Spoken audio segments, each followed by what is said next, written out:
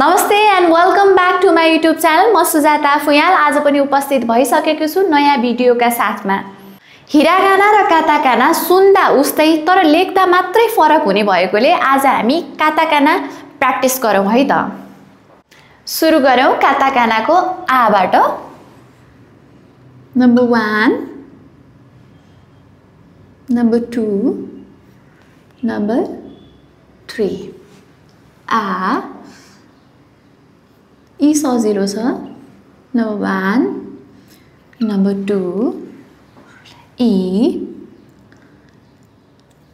ऊ पनि सजिलो नै छ।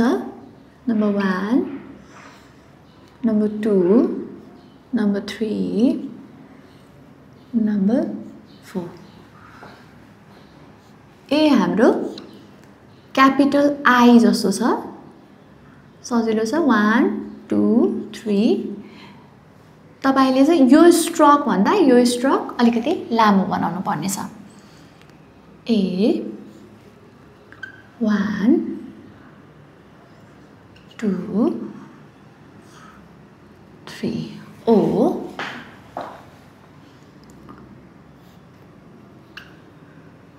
1, 2, 3। हाम्रो हिरागानामा चाहिँ यहाँ 10 हुन्थ्यो भने काताकानामा चाहिँ यहाँ 10 हुँदैन।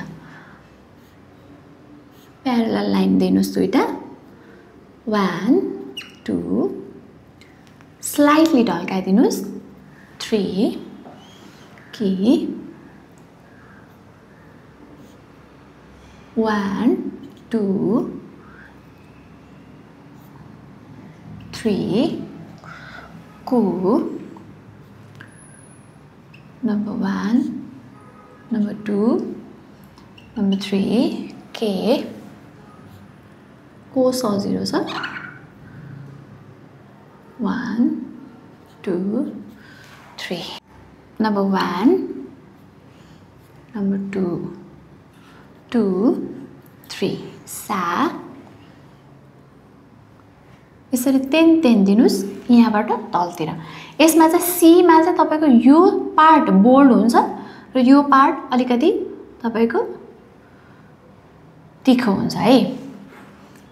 अनि यो पार्ट चाहिँ तपाईको अलिकति खुल्ला हुन्छ है। सी गर्दाखेरि यो पार्ट अलिकति खुल्ला हुन्छ। सी सु गर्दा नम्बर 1, 2, 3 सो से सजिलो छ।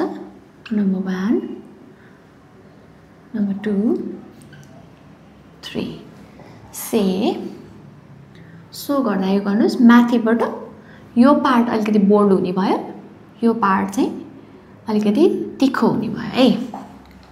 सो 1, 2, 3, 4 है। ता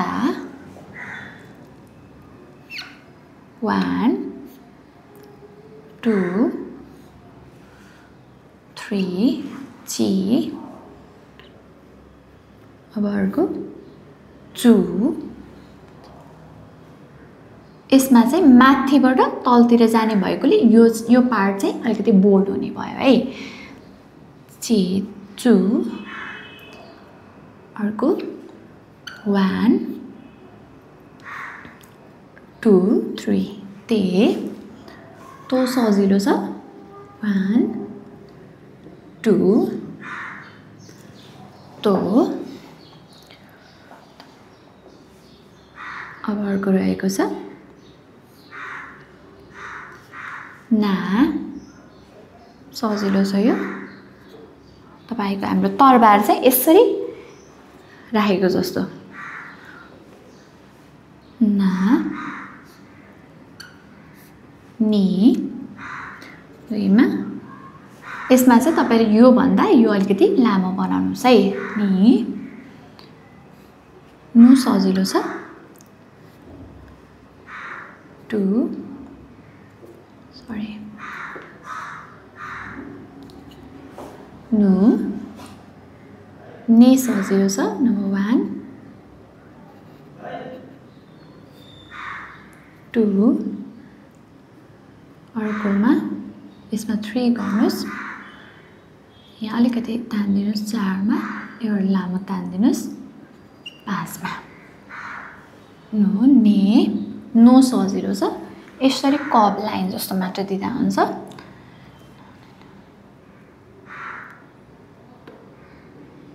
अब अर्को रहेको छ हा नम्बर 1 नम्बर 2 ही 1 मा यो गर्नुस् 2 मा यो 3 ही फु सजिलो छ नम्बर 1 2 फु हे चाहिँ तपाईको यसो गर्नुस् हिरागानाको हेमा चाहिँ यहाँ अलिकति चुच्चो हुन्छ यसमा अलिकति बोल्ड हुन्छ है हे अब अर्को नम्बर 1 नम्बर 2 यसो यहाँ यसो अंकुश जस्तो लगाइदिनुस् नम्बर 3 नम्बर 4 हे हो मा नम्बर 1 यसो गर्नुस् यसो गरेर 2 मा यो गर्नुस् 3 मा यो मी सजिलो छ तीनटा अलिकति कर्भ हुन्छ है मी 1 2 3 1 2 3 मी यो र यो ठ्याक्कै अपोजिट जस्तो देखिन्छ नम्बर 1 मा यो गर्नुस् 2 मा यो 3 मा मी मो अब मे सजिलो छ यसलाई हाम्रो नोलाई यसरी काटेको जस्तो है नम्बर 1 नम्बर 2 मे मामी मो मे मो मो पनि खासै गाह्रो छैन 1 यो 2 मा यो स्ट्रोक दिनुस् त्यसपछि 3 मा 4 मा अब रहेको छ नम्बर 1 मा स्ट्रोक दिनुस् अलिकति यसो तान्दिनुस् यो 2 या यो सजिलो छ हामीले 1 लेख्थ्यौ नि त्यो 1 जस्तो नम्बर 1 मा नम्बर 2 यो सजिलो छ या यु अब यो चाहिँ क्यापिटल ई चाहिँ उल्टो गर्दिएको जस्तो है यो पनि सजिलो छ या यो अर्को रहेको छ नम्बर 1 मा स्ट्रोक दिनुस् रा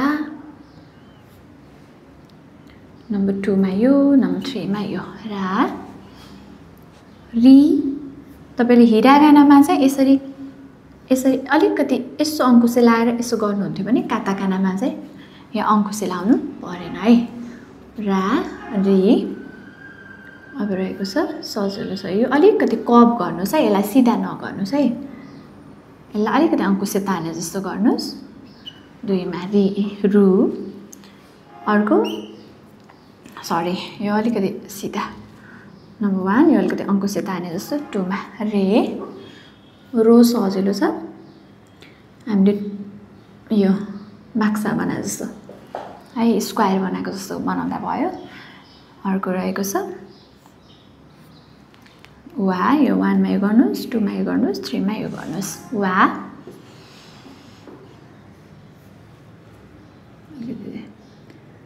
यसमा यो गर्नुस् 2 मा को 3 मा ओ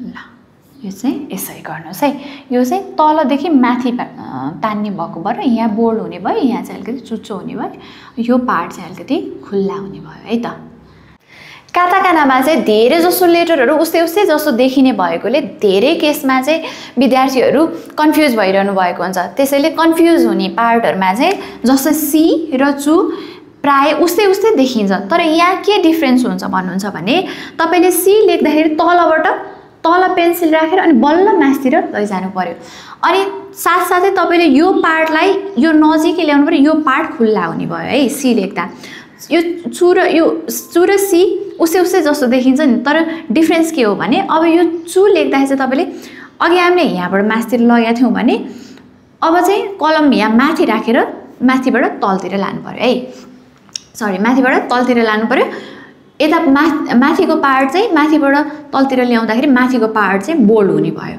अनि तलको पार्ट चाहिँ अलिकति चुच्चो हुने भयो अनि यहाँनेरि यो तेन दिँदाखेरि यो पार्ट चाहिँ के हुने भयो चुमा चाहिँ अलिकति खाली हुने भयो यो कुरा चाहिँ तपाईले ध्यान दिनुभयो भने यसमा तपाई कन्फ्युज हुनु पर्दैन है अर्को रहेको छ सो र नमा अब सोमा पनि त्यसै केस छ जस्तो सो लेख्दा हामी माथिबाट तलतिर ल्याउँछौँ यसो गर्छौँ यहाँनिरको पार्ट चाहिँ अलिकति के हुने भयो खुल्ला हुने भयो है अर्को नमा चाहिँ तलतिरबाट मासतिर लानुपर्ने हुन्छ त्यसैले यहाँको पार्ट अलिकति बोल्ड हुने भयो अनि यहाँ मासतिरको पार्ट चाहिँ के हुने भयो अलिकति चुच्चो हुने भयो र यहाँनिरको पार्ट चाहिँ अलिकति खुल्ला हुने भयो तपाईले यसरी हेर्नुभयो भने चाहिँ यो सो र नमा सी र चुमा तपाई झुकिनु हुँदैन है अनि अर्को एउटा सानो टिप्स रहेको छ तपाईले यदि यो फुलाई नै चलाउन जान्नुभयो भने पनि धेरै अल्फाबेटहरु तपाईले कण्ठ गर्न सजिलो हुन्छ है जस्तो कसो छ तपाईले यही फुलाई यहाँ माथि यसरी दिनु भयो भने के बन्दो रहेछ रा बन्दो रहेछ है रा बन्दो रहेछ अब यही फुलाई हामीले यसरी मात्र थप्दियौ भने वा बन्दो रहेछ है अनि यही फुलाई हामीले जस्तो सरी यो यसैलाई हामीले सरी भएन